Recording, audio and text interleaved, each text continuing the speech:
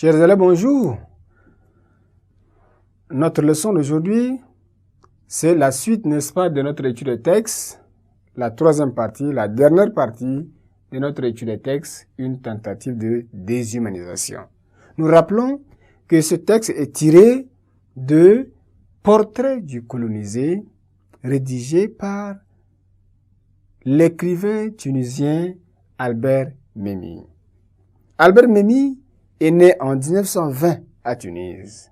Il écrit Portrait du colonisé, un roman dont est tiré, n'est-ce pas, une tentative de déshumanisation. Dans ce texte-là, l'auteur peint les mécanismes du colonialisme, du racisme et milite pour la libération de l'homme noir, du colonisé. Alors, il décrit d'abord de manière articulée, n'est-ce pas?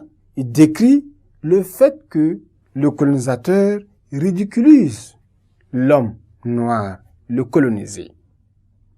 Donc, il y a d'une part ce que l'auteur appelle déshumanisation, ôter le caractère humain de l'homme. Et de l'autre, on voit la liberté, les droits les plus fondamentaux soutirés.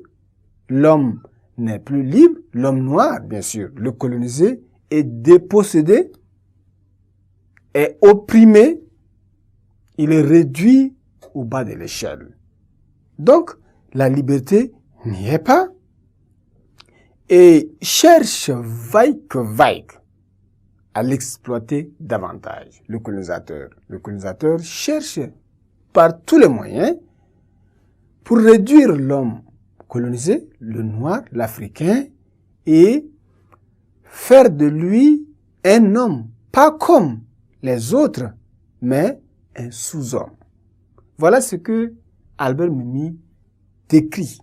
Albert Memmi dénonce dans Portrait du colonisé, sous le titre « Une tentative de déshumanisation ». Alors, est-ce que le colonisateur parviendra-t-il? Est-ce qu'il parviendra à déshumaniser un humain qui est le colonisé? Est-ce que le colonisé peut être réduit à un néant? Avec le temps, le colonisé a su, n'est-ce pas, s'affirmer, s'imposer par divers écrits. Il a su, n'est-ce pas, dire non à la colonisation. Lorsque les pays ont accédé à l'indépendance, même si l'indépendance n'est pas visible, il y a quand même une indépendance, comme son nom l'indique.